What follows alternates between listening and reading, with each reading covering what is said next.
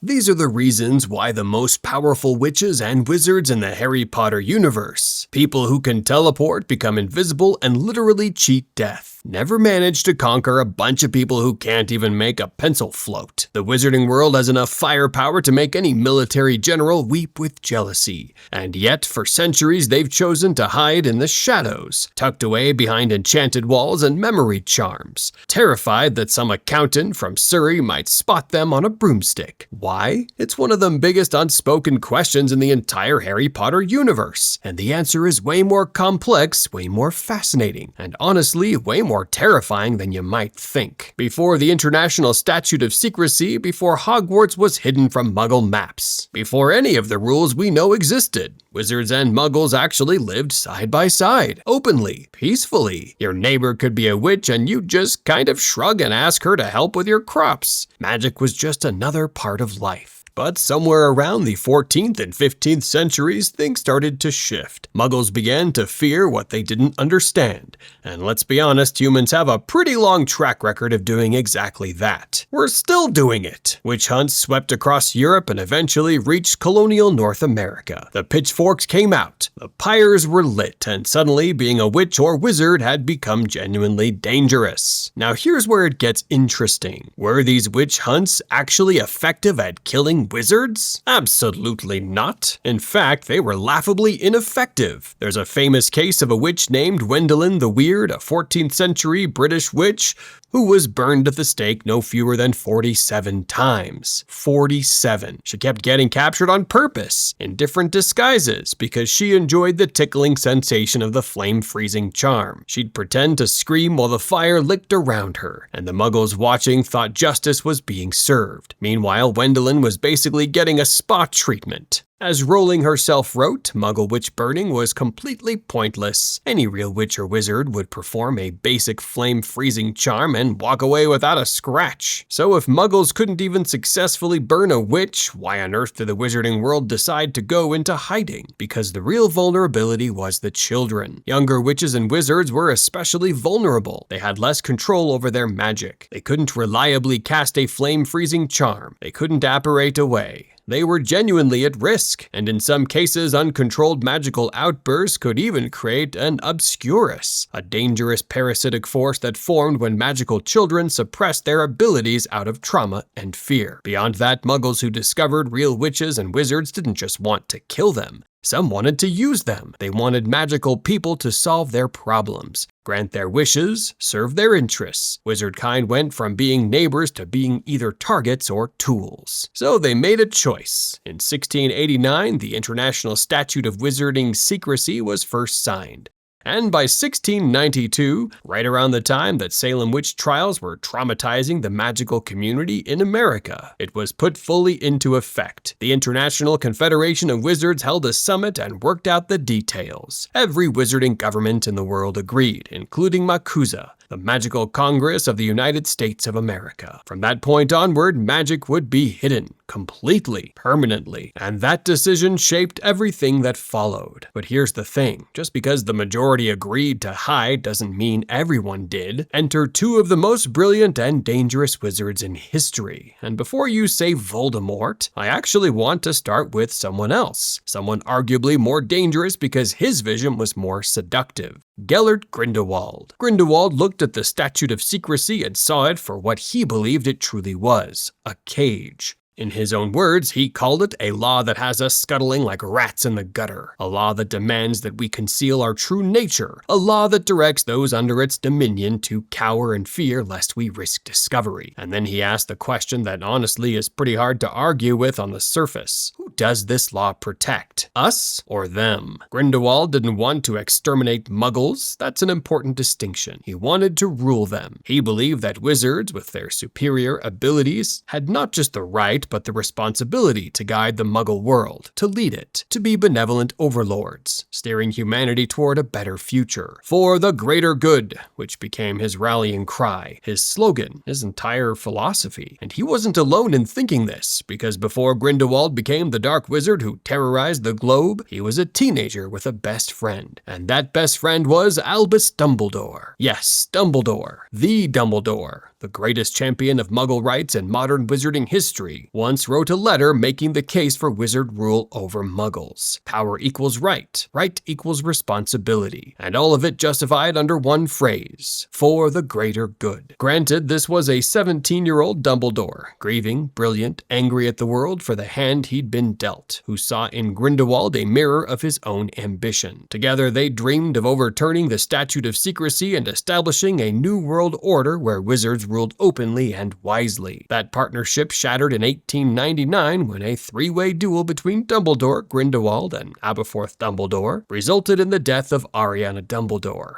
Albus's younger sister. Grindelwald fled. Dumbledore was left broken, and their shared dream became Grindelwald's solo crusade. For decades, Grindelwald waged what became known as the Global Wizarding War, terrorizing both magical and Muggle communities throughout the 1920s, 30s, and 40s. He came closer than anyone in history to actually achieving wizard supremacy over Muggles. From his fortress prison of Nurmengard with its chilling motto, "For the greater good," carved above the entrance, he built a movement that nearly shattered the Statute of Secrecy forever. And in 1945, after years of avoiding the confrontation, Dumbledore finally faced him in a legendary duel and won. Think about that timeline. It took Dumbledore, arguably the most powerful wizard alive, decades to work up the courage to stop Grindelwald, because somewhere deep down he still believed in the dream. He was terrified of discovering that he himself had been the one to kill Ariana. He was terrified of confronting the mirror of who he could have become, and that internal conflict, that human weakness, is one of the reasons wizard supremacy never took hold. Even the would-be conquerors are fighting themselves. Then came Voldemort, and Voldemort's approach was fundamentally different from Grindelwald's. Where Grindelwald wanted to rule Muggles, Voldemort wanted to eradicate them. His obsession with blood purity meant that Muggles weren't just inferior,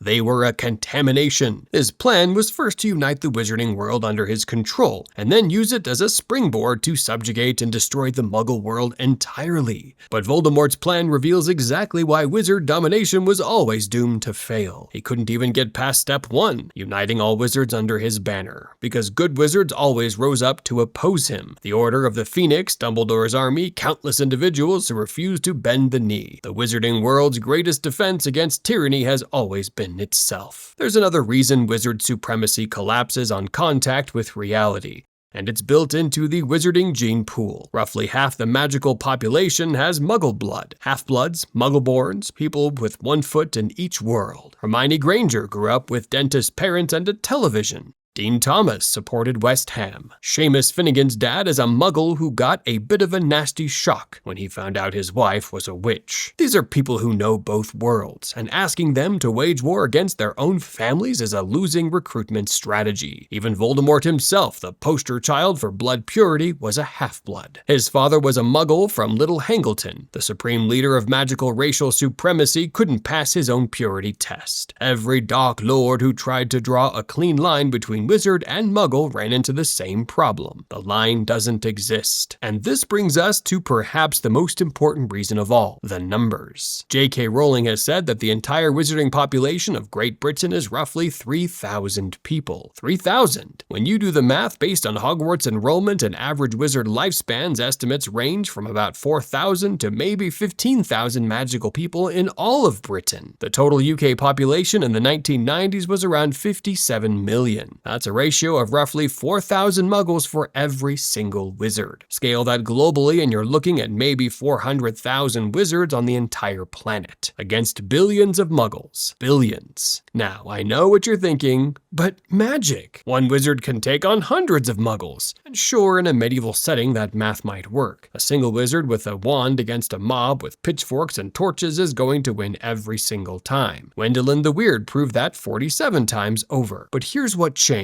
Muggles didn't stay medieval. While the wizarding world was hiding behind its Statute of Secrecy, perfectly content with quills and parchment and enchanted teapots, the Muggle world was going through the Industrial Revolution, the Scientific Revolution, the Digital Revolution. Muggles invented guns, then machine guns, then tanks, then fighter jets, then nuclear weapons. then satellites, then drones, then the internet. A wizard can cast a shield charm. Can a shield charm stop a cruise missile? Can Protego deflect a nuclear warhead? Can any spell in existence counter a coordinated military strike from a nation with aircraft carriers and thermal imaging and intelligence agencies and billions of soldiers? The honest answer is probably not, and wizards know this. Deep down, every witch and wizard has a certain degree of fear when it comes to muggles. If they didn't, they wouldn't bother hiding. Think about it. If wizards were truly confident in their superiority, the Statute of Secrecy wouldn't exist. They hide because hiding is survival. Consider these specifics. A wizard can apparate, teleport instantly from point to point. Impressive until you realize that apparition requires knowing the destination, maintaining focus, and can go horribly wrong under stress. Splinching, leaving the body parts behind, is common enough that St. Mungo's has a dedicated ward for it. Meanwhile, a muggle with a phone can coordinate 1,000 people in seconds without risking their earlobes. A Patronus can deliver a voice message across any distance, which sounds magical until you compare it to encrypted satellite communication that carries data, video, and location tracking simultaneously. The Marauder's map can show every person inside Hogwarts. A military drone can show every person inside a continent. Wizard medicine can regrow bones overnight, which is genuinely incredible. But Muggle medicine has eradicated smallpox, mapped the human genome, and developed vaccines that protect billions. Scale matters. Individual magical superiority means very little against collective Muggle infrastructure. There's also a fascinating weakness built into the very fabric of wizarding society: wand dependency. The wand is actually a European invention. African witches and wizards at schools like Ouagadougou have been casting spells with finger pointing and hand gestures for centuries, without needing a wand at all. But for the vast majority of the wizarding world, especially in Europe and America, your wand is everything. Snap someone's wand and they're practically defenseless. It's like having an entire army that relies on a single fragile tool that can be broken, lost, or stolen. And then there's the cultural stagnation. Wizards don't innovate the way Muggles do because they don't need to. Magic solves most problems, so there's no pressure to develop technology. Arthur Weasley, bless his heart, is the head of the Misuse of Muggle Artifacts office, and he can barely figure out how a rubber duck works. Computers, phones, electricity, these are essentially alien technology to most wizards. They've been coddled by magic to the point where they stopped evolving. The Hogwarts Express is a steam train from the Victorian era, and nobody sees a problem with that. Gringotts uses minecarts as a security feature. The Ministry of Magic communicates through paper memos that fly through the building as little paper aeroplanes, which replaced owls, and that was considered a major upgrade. The Daily Prophet doesn't have a website. St. Mungo's doesn't have an X-ray machine. The wizarding economy still runs on gold coins carried in leather pouches. Wizards solved their problems with magical centuries ago and then just stopped iterating. Meanwhile, Muggles built civilizations spanning systems, bureaucracies, intelligence agencies, surveillance networks, military-industrial complexes. If a wizard revealed themselves publicly tomorrow, within 24 hours, Muggles would have compiled a dossier, installed surveillance, launched drones,